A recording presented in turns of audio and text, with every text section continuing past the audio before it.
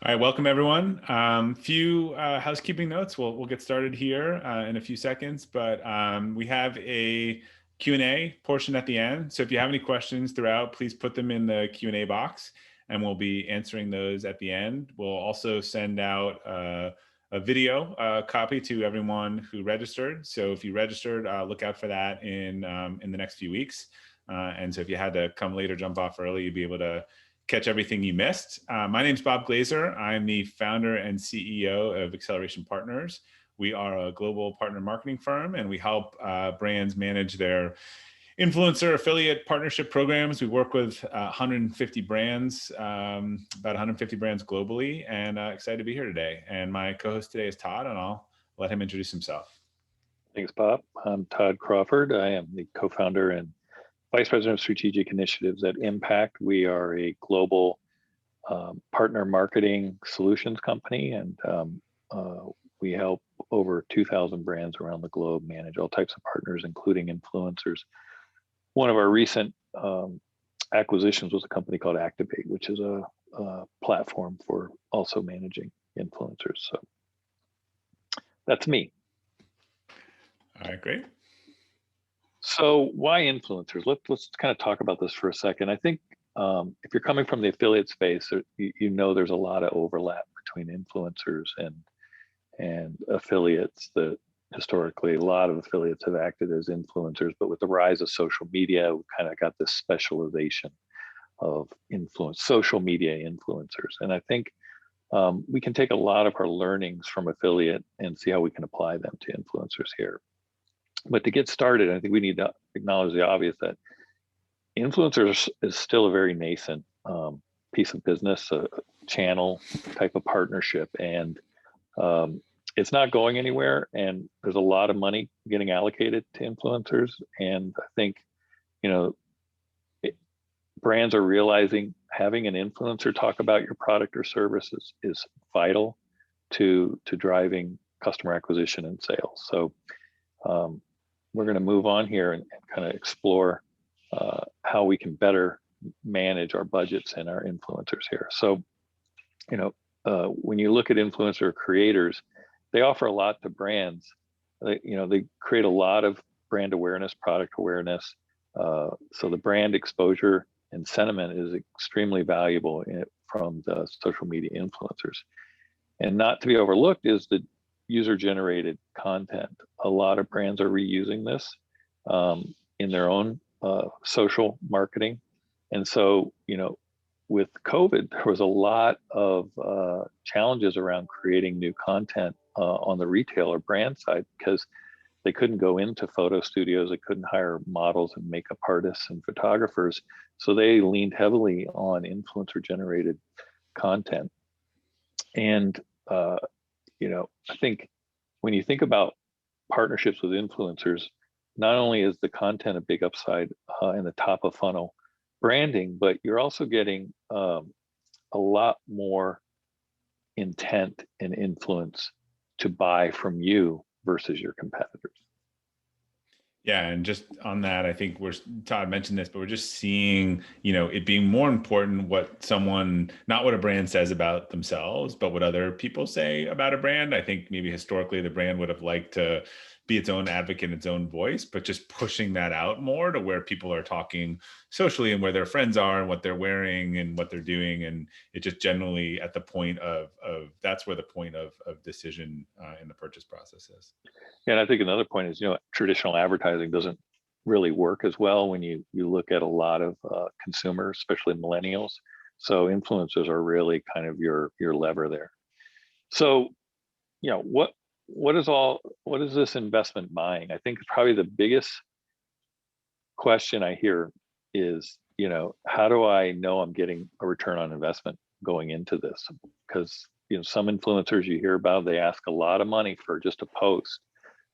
Traditional affiliates have worked on performance basis.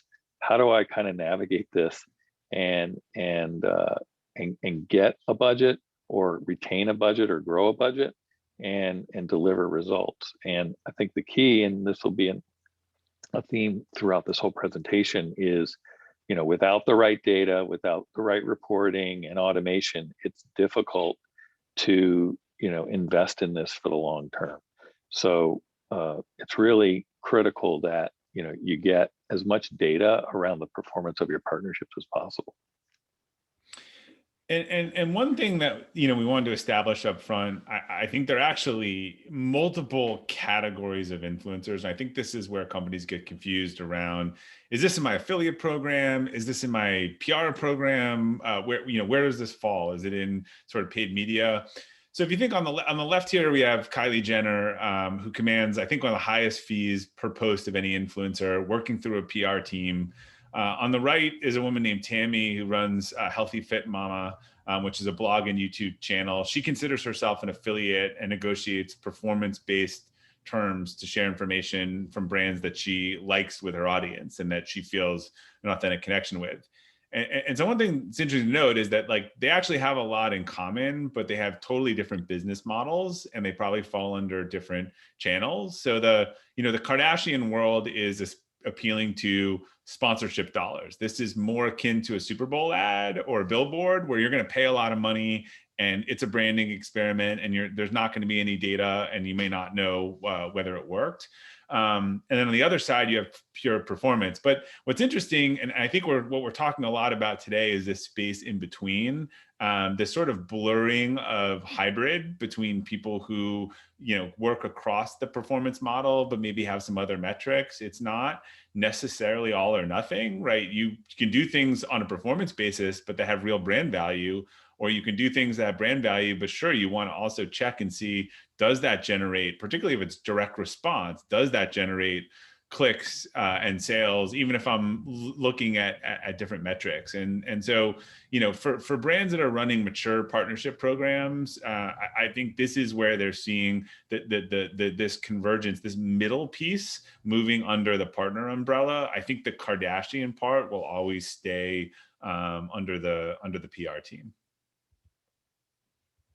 And so where is this convergence happening, and why do we see kind of these trends merging? I think we're pulling in some positive things from how affiliate marketing has operated.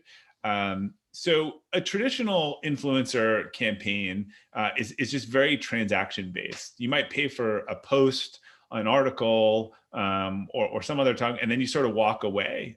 There also, in the past, has not been a lot of requests for measurement around that. And it's a little bit of a churn and burn style, where you go do it and then you got to go find all the same people again, do another campaign. When you think about, like, an affiliate program or partner program that's been around for a while and maybe has had hundreds of content bloggers in it, it's a little more evergreen. You've got the tracking activity in it. You've got ongoing promotions and things that you can push out to those partners, and they can decide, hey, I really like that and I want to run with it. So I think that part from the affiliate world is in this in-between place. I think this is a good change of sort of carrying influencers with you from campaign to campaign, understanding that there's kind of an acquisition cost and keeping them engaged. It's kind of the difference between push versus pull. I could go out to my 200 partners who already are in my partner program and have a commission plan and say, hey, this new product is coming out, and here's a deal and some pictures and some info, and we'll send you a sample if you want.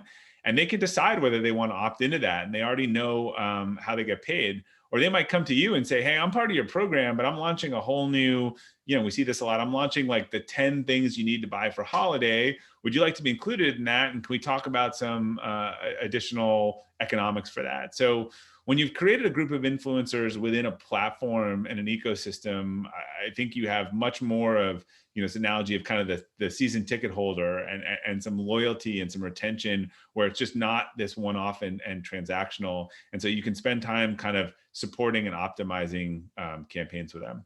Todd, anything else on that?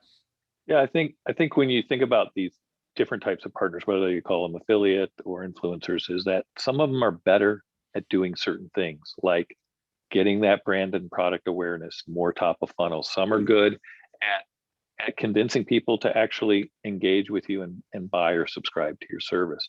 And so having that understanding, and also realizing that you can't convert them. You can't turn maybe someone that's good at brand awareness into a lower funnel type of influencer. So by knowing what the different partners are really good at. Then when you go to launch something new or you want to do a promotion, you understand who the best partners are for each of the goals that you're trying to achieve. And there might be, a hybrid approach where you're leveraging some top of funnel as well as some lower funnel at the same time. But just be aware of that and what they're good at promoting, where they've performed better, because then the next time around, it's easier to kind of pull that team together. So one of the things that's really important here is the tracking and measuring. And historically, influencers have been measured based off the social signals, right? So how many people viewed something, liked it, shared it, commented it on it. But that shouldn't stop you from wanting to measure beyond that, the traffic to your site, the actual conversions. And there's multiple ways depending on the platform to do that. Obviously, a good old fashioned tracking link embedded in the content is key, like in a YouTube video. The swipe up in Instagram has been highly effective.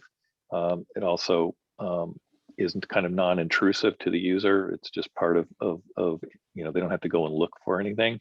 You have the link trees and bios and things like that, which there's always going to be some breakage there, so you kind of have to take that with a grain of salt. Promo codes are really powerful. You can use vanity promo codes. So Todd 15 gets people 15% off, is a good way to give me something of that connects to my brand even after the fact. And then unique landing pages, retailer.com/Todd. And again, all of these enable much better tracking to the conversion event, and they can be used in conjunction. Like you can have a swipe up and a promo code and be in the bio and the link tree and have a unique landing page as the tracking link. The more you can layer these, the tighter you can get your tracking to work. Yeah, and to that example, Todd, I always think of Tim Ferriss, who's probably outside of Oprah was one of the greatest sort of product influencers, and people clearly pay a ton of money to advertise on his podcast, but you will never hear an offer or an ad that he does that doesn't point someone to a special offer with a Tim code or /Tim page. And so clearly those brands are really they know it's valuable, but they are wanting to understand and track the specific influence and follow through to that. So irrespective of the financial arrangement, there's much better metrics for them and understanding really how that's driving their business by picking plays to do that, even within podcast advertising. Yeah, and when you're tracking to conversion, right, you don't want to see it in a siloed influencer platform that's only showing you what the influencer did.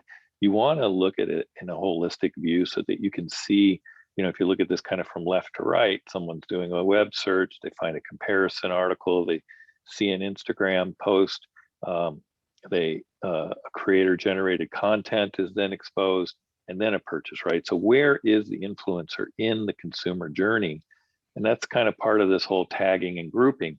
Are they higher funnel? Are they mid funnel? Are they kind of right at the bottom of the funnel? So it's really important to understand that and have that kind of attributed value. So if you have attribution modeling and you're including your influencers into that mix, you get a different view of the attributed revenue with all the touch points. And as you just alluded, even if you're not paying on performance, if I pay someone $1,000 to post about me, but I can measure the results, I still get a performance-based metric out of it. I can still compare them to other performance-based and other non-performance-based partnerships. So I think it's important to always kind of have that perspective, because if you're doing all performance-based, it's easy to get budget, right? Because if I spend $1, I get I make $5. So can I spend, how many dollars will you let me spend to go get $5 every time? It's pretty uncapped.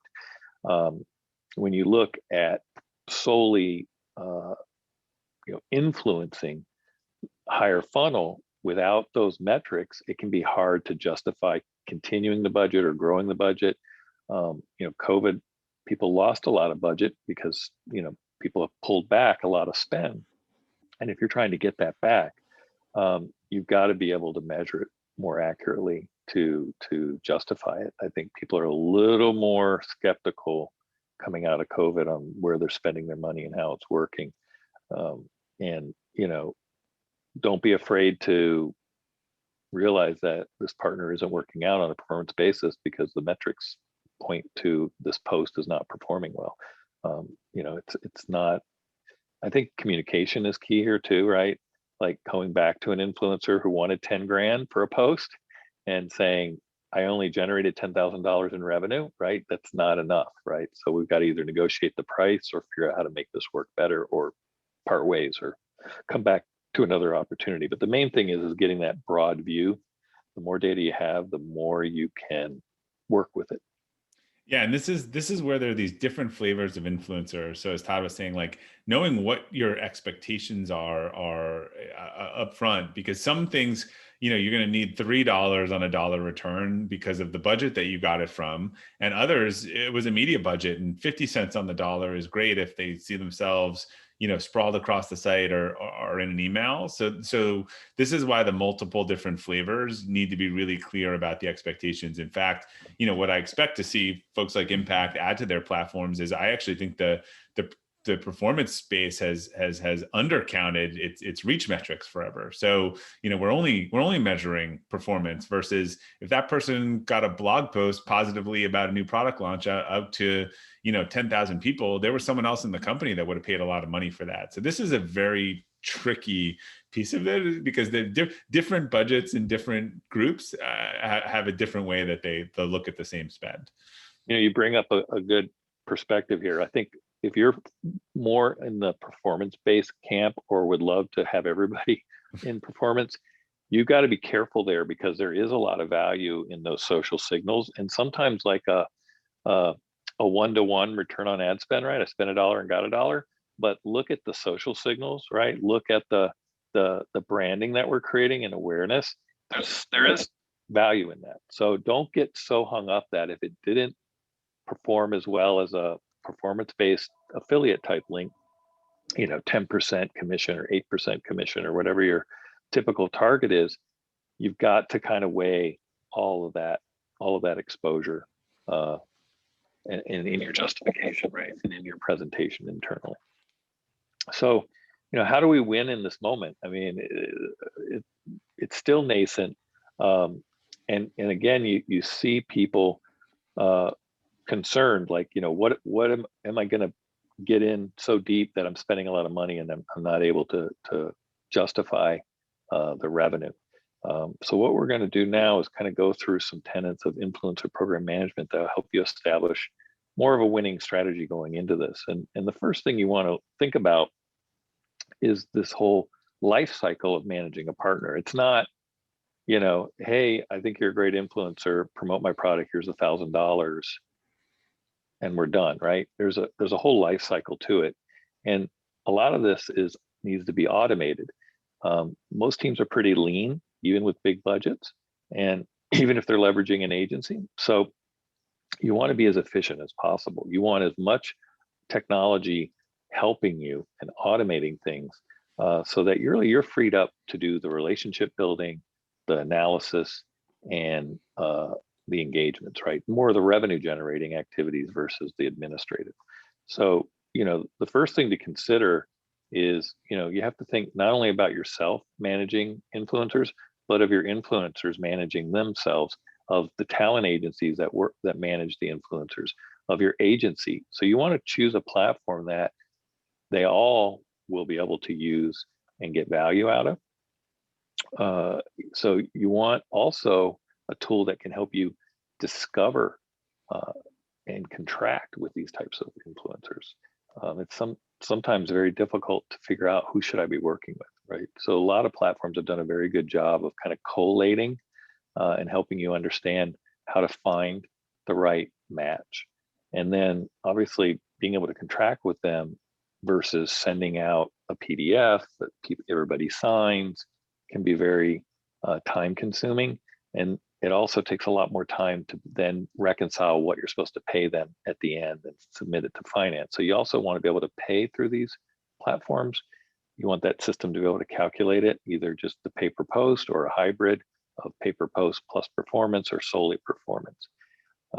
And then for the tracking, you want to be able to create and automate vanity links, vanity codes, and just general tracking links, so that you're easily giving the partners more of a self-service environment, as opposed to always having to feed them everything through lengthy emails and things like that, where it can get lost or they didn't copy the right link. Again, creating more of this automation and self-serve for all of the people involved is really key. And then, looking at, and this has been done in affiliate for quite a while, is having these influencer sub-networks integrated. So you're really dealing with a super influencer who in and of themselves is managing a subset of influencers. So you still only track one partner, but you get the sub IDs in there, but you also only have to write one check, and then they take care of paying and managing those partners for you. Do you have anything you want to add there, Bob, or no? No, sorry, it was not advancing. I think you double advanced. Sorry, I did. I made up for it. Yeah. Well, again, we want to make sure that we're not creating a ton of manual work. Every time you pick up the phone and talk to somebody, that's not documented anywhere. That's hard to remember. There's room for error and breakage. Emails get out of hand. You can have these long threaded emails with instructions and confirmations and things like that. A lot of these tools have all of the communications built right into it, so you can discuss what you want to do. All the disclosures are reinforced, all of the timing, everything is all through the platform. Previewing the content and approving it, things like that, is much easier through a tool than Slack or instant messenger or email and phone calls.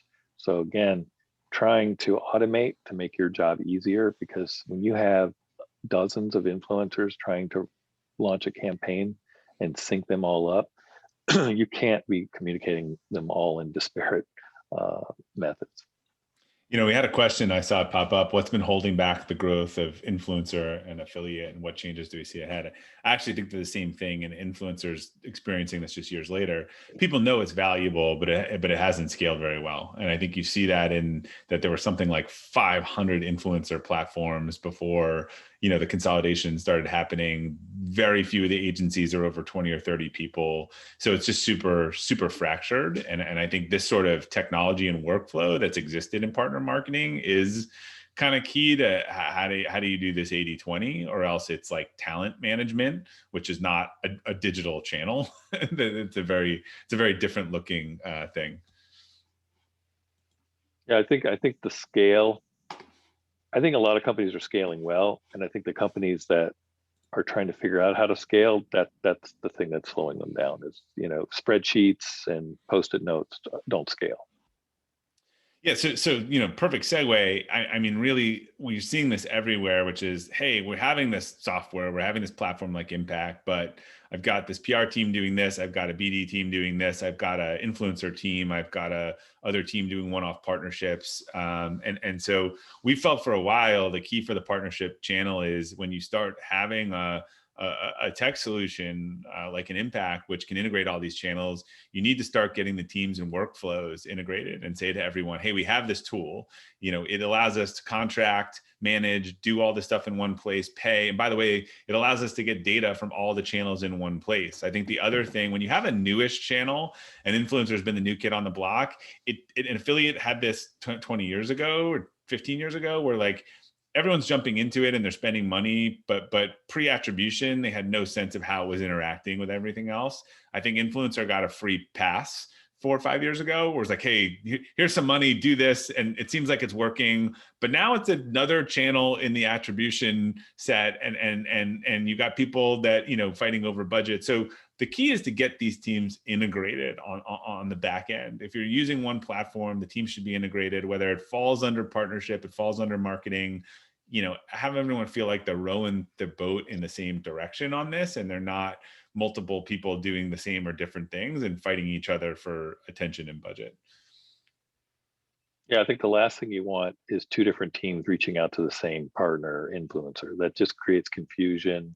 You can end up paying more than you should have Yeah. right?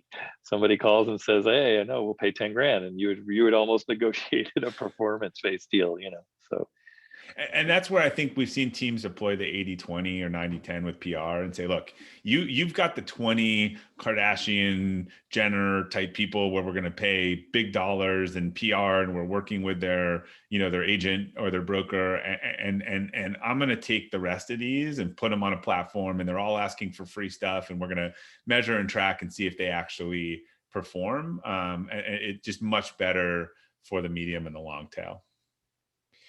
And so similarly, the kind of the pieces that you have to unify here are the communication between the teams, visibility between the data. Are you having multiple influencers in the same transaction? Are you starting to see that they're ones that are open doors and close?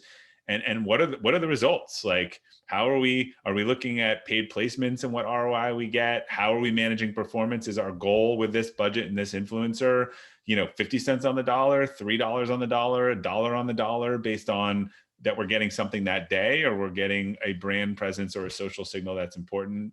How are we paying them? A lot of these 500 or so influencer networks that came out initially did not have integrated payments. Becomes a huge pain to start sending people money via PayPal and other means and tax forms. And I think the nice thing about working with 1,000 people and $10 per post is the scale, but then that becomes an administrative nightmare to manage. And that's, I think, why you see actually a lot of influencer networks. And we're working on some projects with Creator IQ, and Activate is obviously now native to Impact, but Creator IQ has done a big integration. A lot of these platforms, as Todd was saying, they're saying, look, we've got traffic, but we understand that you want to manage, track, and pay everything in one place. So they're all integrating as fast as they can with platforms like Impact. yeah, a lot of the influencer platforms, I mean, they don't want to handle payments either. Payments the are brand doesn't. complicated. It's It not. isn't. Yeah. Yeah. There's an investment there for sure. Taxing, tax documents and things like that as well. So it's not sexy, but someone needs to do it. yeah, it's a piece of it. And then the other thing that I think this really offers is and a North Star for your partner program is like, how can you add value to the customer influencers audience? So I think partnerships are unique because, unlike advertising and sale, which can be pretty intrusive, they can be more accretive to the customer experience, and customers are seeking out these creators' guidance and content on their own terms. So think of you almost as the PR agency to the influencer, like providing them some sample content, some images, some way it's being used, some best practices, so that they can tell their own authentic stories. I think people really smell the difference between an influencer who just sells their love for that product that day without ever looking at it, and they were given to it. There was a famous post a year or two ago where the guy inserted on Instagram something that said, "Insert your own comments here about product."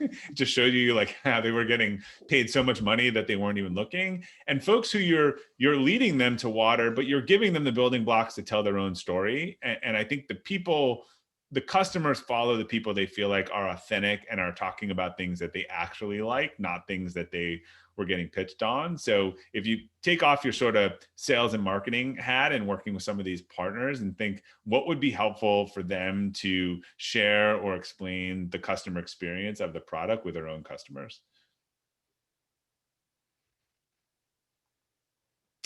And really, like, I think we talked before about the relationship. Like, it should be an exchange of ideas and information. You're working with them because they have unique audiences and hooks that they want to get you into your target customer, and you're looking to them to be an extension of your brand. But also ask them about their audience. What's worked well in the past? What kind of campaigns have they seen good clicks on or conversion on? And then maybe you can brainstorm things that you can work on together. We're definitely moving towards a digital first era. And I think some of these creators are figuring out, testing things ahead of when brands are doing it. So back to this push pull, like what works for you that you can share with them that's worked really well about the product, and then make sure they're telling you, you're listening to them about what they've seen work well with their audience. Again, I think that's where the authenticity will really show. And if you want to get the most out of partnerships, a couple of things that we talked about. I think partnerships, influencer has been very valuable, but not scalable. It's very much a cottage industry, like I think affiliate was 10 to 20 years ago before it started to grow up. There isn't the billion-dollar public company platform. There are hundreds of agencies of 50 or less people, and it's broken up in a bunch of different places. If you ask 50 different companies who they're working on influencer, I think you would get 50 different answers. So, but if you're experimenting in your program, I think you do need a baseline of tracking and reporting. If you're thinking about how this is going to scale, and looking at what are the sources of traffic and things that could plug in, like Todd was saying, to where I'm already doing business, where I'm already paying people, and look at them as extensions to the partnership program you already have. Because what's exciting about these new partner programs, which include all of this stuff, is that the more of the channels that you wrap under the same system of record, the more data you have, the better data you have around who's doing well, where they're doing well, why they're doing well. And you take something that's become heavily managed, heavily manual, and you make it more like a Facebook or an Amazon or a Google for you in terms of being able to think about, deploying large dollars, lookalike audiences, cohorts, and all these things. If you're tracking all this stuff in an Excel spreadsheet, you'll never be able to spend money in that same way. I think one of the things that the big three of Google, Amazon, and Facebook have done really well is they've made it really easy to deploy a lot of money. What that has done is sometimes drive prices up and make it not competitive. But that's been a technology play of letting you deploy big budgets. And it's been really hard to deploy big budgets amongst large groups of micro influencers. So sorry, Todd, I thought you were going to say something. I was gonna, and then I thought, maybe I won't. I saw it coming. I didn't know if you were on mute. I was inhaling. I was like, maybe. Well, I was gonna say is, when you're doing your own social media, I mean, like you said, Google, Facebook have really made it easy to plug that machine. It's like a slot machine, right? It's just they want you to constantly be pumping it full of money, boosting posts, without a lot of real insights into how well that's actually performing. So you definitely want to look at partnerships as an alternative to kind of plugging the slot machine. When you think about partners, the house always wins when you pay the slot machine. If you play it long enough. Definitely the odds are in their favor. Something tells me, house odds there. But when you think about partnership priorities, I think a lot of people get so focused on when they think of influencers as Kylie Jenner or large influencers that demand a lot of money and maybe aren't as authentic. But there's other influencers, every influencer, now how big they are, wishes they were Kylie Jenner. At least they wish they got paid like she did. So, there's always that desire. But a lot of influencers start as affiliates or get comfortable staying in that bucket because they can drive performance. But beyond kind of where you would look for traditional affiliates, I mean, there's other types of partnerships that can fall into this bucket. There are people who are subject matter experts. They're not necessarily branded as an influencer. They're just really smart, knowledgeable people about things, and they're putting a lot of content about that. To be able to create a partnership with them would be something that could be very valuable. Or some of your most prominent customers, right? That maybe they do have a voice out there, and reaching out to them. It's not always just trying to find the influencer that is branded as an influencer. Like we said at the top of this, a lot of affiliates consider themselves affiliates, but they're just as much an influencer as a Kylie, right? So it's just really trying to make sure that you're looking in all the right places for where these partners can exist. And that's why I always look at it as a partnership channel. Influencers are a piece of it, affiliates are a piece of it, other brands could be part of that. There's a multitude of opportunities, including your own customers. Yeah, there's a group out there that, there's a whole group that controls communities too, right? They're not influencers in the Instagram sense, as you said, but they control a community of 50,000 or 100,000 or whatever that topic is. And they have the ability to go to that community and talk about whatever they want to talk about. Yeah, sports is a good one. If you're a a Patriots fan, there are plenty of places where you can congregate with other Patriot fans, and that's a perfect place to get in front of a customer if that's your demographic or type of customer. So, or your products match their interests. And we've talked about this, I think, ad nauseum, but it's because it's so important.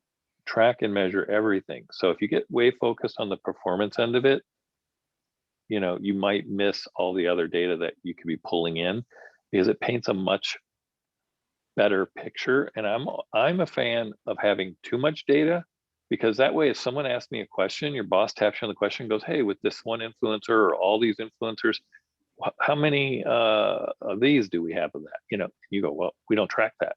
You don't want to have that as I can't answer that question. So having the data, even though you're not asking the question, is kind of a comfort, because if somebody does want the answer, you can get it and you have it historically.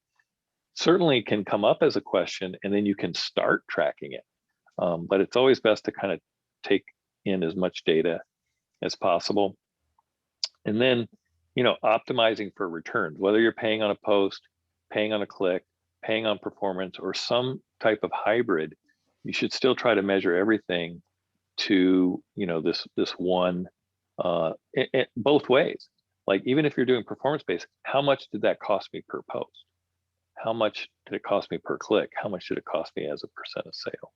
So if you can measure that all three ways, when you're talking to a partner, some partners look at cost per click, meaning how much do they make when they send people to you?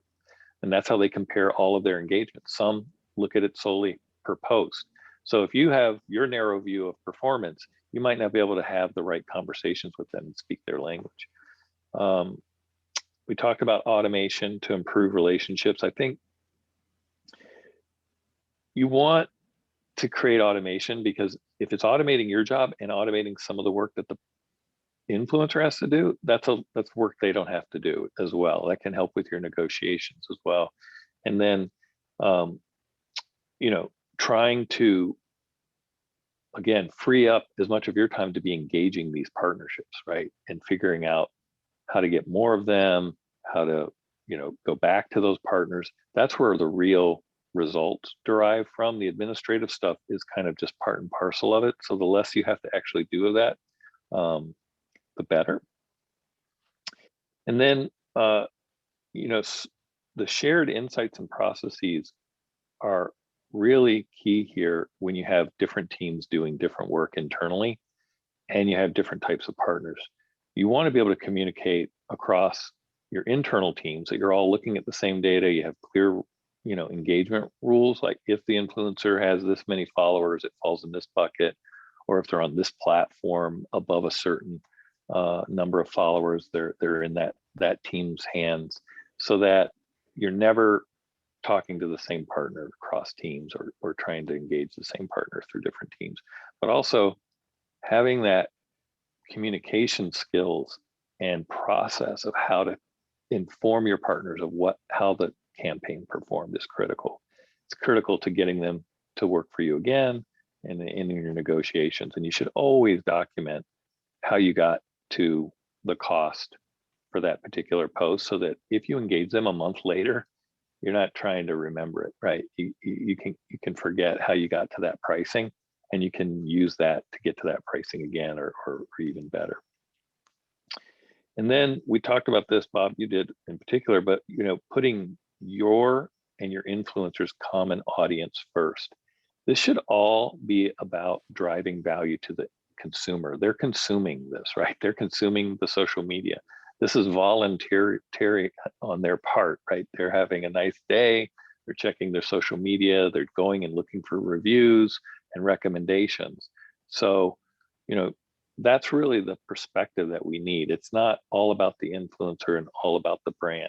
It's about the consumer interacting with those two at once. And if you kind of keep that in the forefront, like what's going to resonate best with the audience, as opposed to, giving free products to an influencer that they're going to like that product, but how's that going to translate to the consumer's perspective? Right? That's really, I think, the most important. All right, great. Well, we have a bunch of, we're going to do some Q&A, and we have a bunch of questions already in here. If you haven't added yours yet, please go to the Q&A button and we will try to dig in and get to all of them here. Let me turn off the screen so we have a little more real estate here. All right. So first question, Todd, I'll let you handle this one first. What are some strategies for finding influence and partners that are fit for your brand? Yeah, so, there's a lot of ways to do it. A lot of influencer platforms, they already have influencers on the platform, and they've done a lot of work to categorize those types of partnerships and what they're in. So if it's health and beauty, obviously that's huge area, and you can sort them by audience and followers and things like that. So you can kind of figure out like what's your sweet spot. Maybe you're going after the long tail more than the head, right? So you're working with people that are more open to performance based. But Google, right? Like what is indexing YouTube? When you type in the things that you sell, who's reviewing those products? Who's talking about them? So the search engines and even the platforms themselves have search capability. So that's another way to find them. But I would definitely look at the platform first, and talk to your vendor about how to use it best. Because some people think they're doing it right and they're missing some of the nuances. Yeah, I agree. The platform has discovery in it. As I said before, we're working some integrations where we're going to be able to go through to influencer networks that are integrated with Impact and just add publishers that way. Also, there are a fair amount of tools out there, discovery tools for publishers and influencers. One is called GroupHigh. There are a bunch of them. The problem is it's hard to get your boss sometime to, spend $10,000 for this one and $10,000 for this one. I think honestly, that's one of the advantages that we provide as an agency. Like we buy all of these tools and try to build these lists so that there's some scale to that, but often there are definitely there's a whole industry of influencer and publisher discovery tools out there based on what you're looking for as well. Lookalikes is a big thing too, right? Like if you already know some partners you like, trying to do lookalikes, who else looks like these partners, right? That's another big one. My management wants me to do a product for post exchange where we send an influencer a product for free in exchange for a certain number of videos with a product in use. I'm having trouble with this because people seem to want cash. Any suggestions? Well, it depends on what you're giving them for free. I mean, if you're giving them $30 worth of apparel or $300 worth of apparel that cost you $50, right? There might not be a lot of value in what they expect to get. Some influencers get the product, they either try it on and send it back, they keep it for themselves because they do really like it and want to wear it if it's apparel, or use it, or they give it away as part of a contest to create more engagement and more awareness of your product, but also to recruit more followers.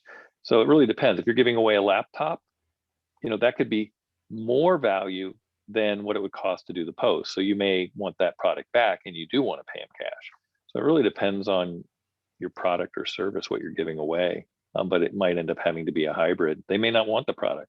A lot of influencers have product coming out of their ears. They don't need any more product. I mean, they'll review it, but they don't want to own it, right?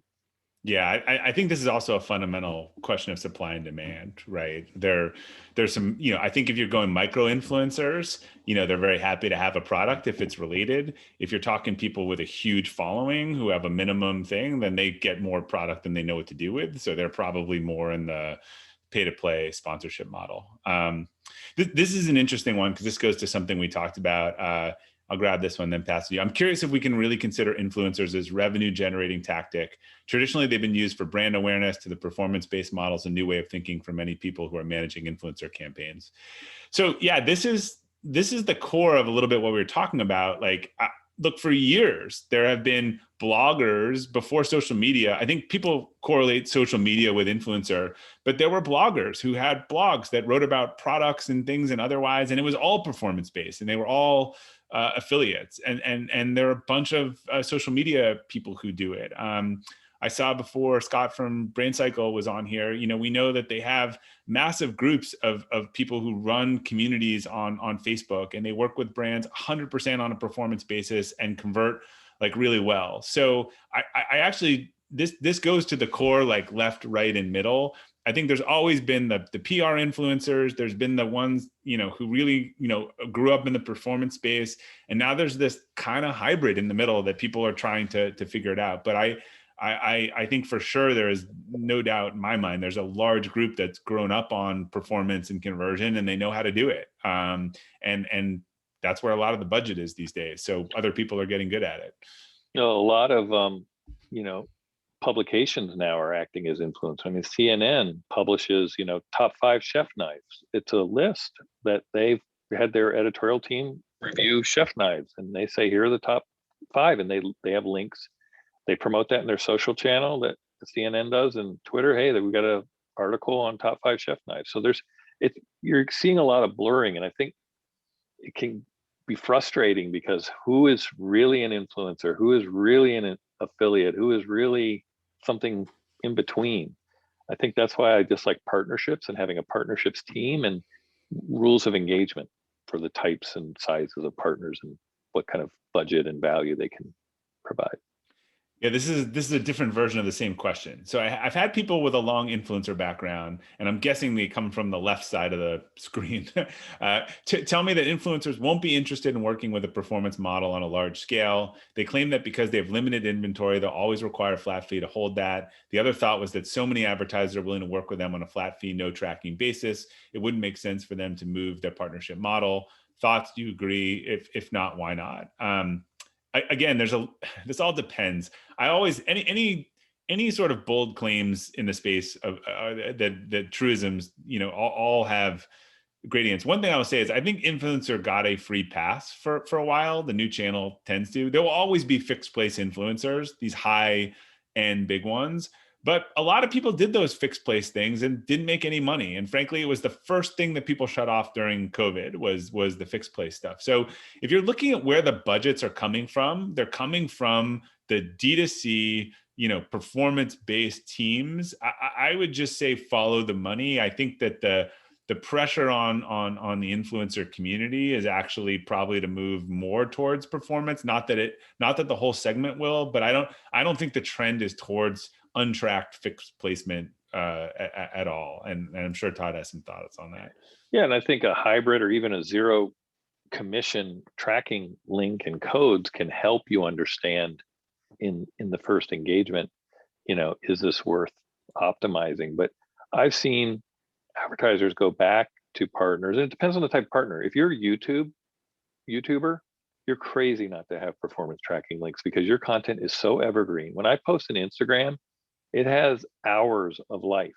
So tracking performance versus branding, okay, I can see that argument.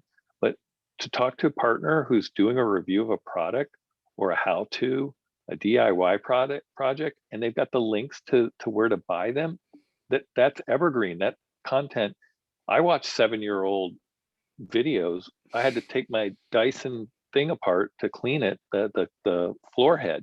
I knew there would be a YouTube video.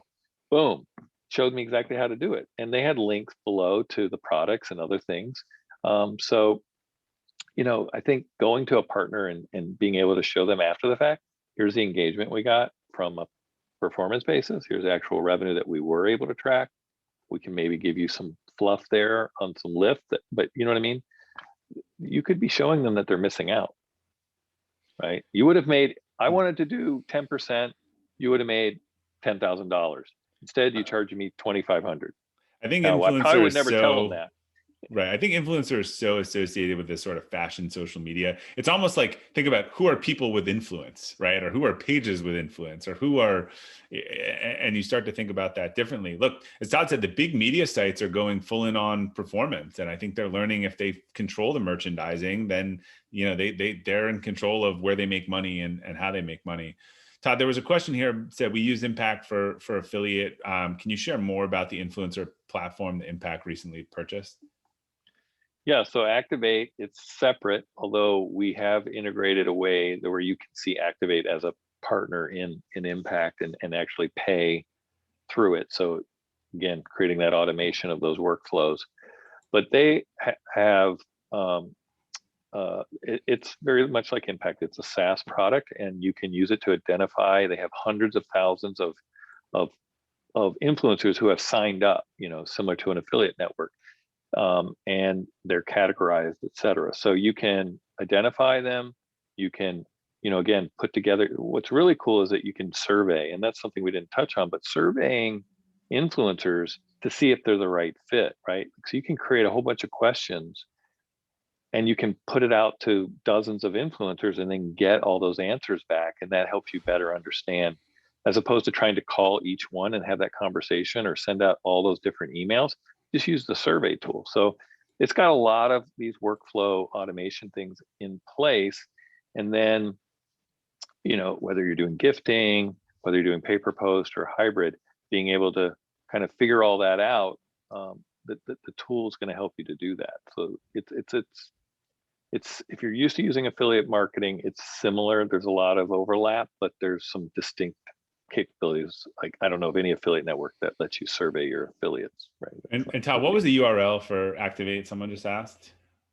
Activate.com, I hope. Okay. I want to check before I put it in. I better check myself. I mean, I just always think I know what. Oh, activate.social looks like someone. Oh, that's right. You're right. You're right. Yeah. Activate.social. I know it sounded too good of a URL. All right, we got a bunch here. Is there a special strategy we consider for influencers when selling a service rather than a product? Well, it is different. I mean, it's sometimes harder to get people to use that service unless they're like subject matter experts or that's a product they're interested in. I can review a shirt whether I want to wear it or not, or will wear it. So it's definitely a little different. I think you have to go after, these subject matter experts, people that are, I mean, it depends on your service too, right? If you're BarkBox, right? I mean, there's a lot of pet owners and pet sites that review things that would probably love to review that service. So it just depends on your business model, what your service is, but it can be different. Yeah, I was thinking it's probably more video is one way, almost the two extremes. Video of you showing how you use the service, or actually a write-up with screenshots of how they use the service. So it's probably not for the Instagram world, but more what Todd was saying before, like the video product review. Here's how I use something.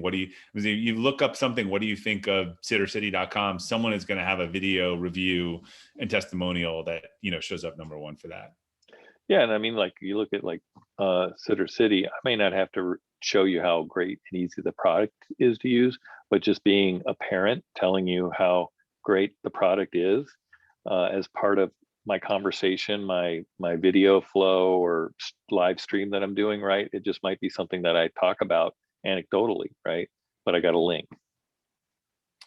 What social media platform do you predict is the next TikTok? Any thoughts on the latest Clubhouse craze? Well, I always sign up for every social platform because I want to get. When Todd signs up, it's over. By the time he signs up, you know that the peak is over. Well, I just want the Todd Crawford, right? I don't want a Todd Crawford 71 or something, right? I want to try to, but I did sign up for it. I see people going live on it all the time talking that I know, but I've never done anything with it yet.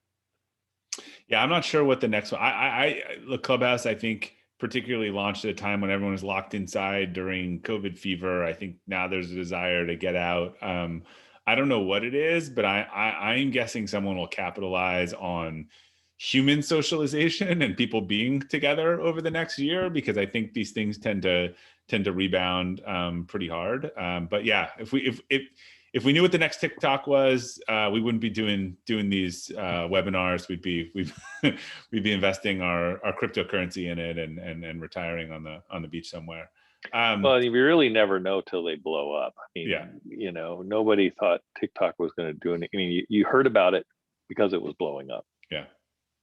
I also think Clubhouse actually had a distinct advantage early, and then as soon as it got really busy, it got much harder to find the content, and it does seem to have calmed down a little bit. But they have not at all focused on conversion or links, or you can't really put any assets in the system, and so to date it hasn't really been a great marketing vehicle. I am sure with all the money they raised that they will be going in that direction, but didn't Facebook launch a similar feature now too? I mean, they got where they're gonna. Yeah, a bunch of people will. It's tough. Yeah, I mean, I know. that's what's happening nowadays. Any new social platform, Facebook is very quick Just launches it, to, yeah. yeah. So there was two, this will be the last question. I know you covered this a little bit, but someone asked like UTM promo codes, like what is the best way to, I know you showed a couple types. What is the best way to track conversions in this landscape? Yeah, I mean, more ways per post is best. Like, as I said, an actual affiliate tracking link. Like you can go into your affiliate network, sign up as your own affiliate and call it an influencer and just use sub IDs and hand out the same link to every influencer with just a different sub ID, right? I mean, that you can do that. So, or you can have them sign up or the platform can provide the link. So it really depends. Giving them a tracking link, I think, is good. You can use UTM parameters because then it's going to be in your Google Analytics, but your affiliate link should be passing those anyway. So relying solely on UTM, I think now you've got another system trying to track performance has pros and cons. I tend to not go that route because then you're pulling that data and trying to look at data in your influencer platform. It can just be confusing or more work, I guess, it reduces scalability. So, promo codes work great, especially like you talked about earlier, certain podcasters and Instagrammers and YouTubers are really good about having a very consistent way of saying how you can find what they're talking about. Like people already know where the page is or it's in the bio and they're going to a page of all the products they've recently reviewed. Some people do that too. And all those have tracking links. So, I think, I don't know that one is the holy grail over the others. Right. It really And just depends on so the simple, I platform. think you said too, offer on a landing page, like my Tim Ferriss example. Again, you will never hear a podcast ad that is not like, go to mizzendomain.com/Tim, and then it's a custom landing page experience and how many people entered through that link because it's not available on the site everywhere. All right, we're gonna wrap up. I see the last question. I covered this in the beginning. Can we get a link to the recording? If you are registered for this, you will get a link to the recording as soon as it is ready. My guess is it'll be in the next, I will say 2 weeks, just so I don't get yelled at by our teams who are working hard to get it produced behind the scenes. But yeah, you'll get a recording. If you have any questions, please reach out to our respective teams at Impact or Acceleration Partners. We're happy to have a discussion, see how we can help and to help you try to make sense of this whole new and interesting part of the partnership space. And thanks for all the great questions and your attendance, and stay safe, everyone. Thank you.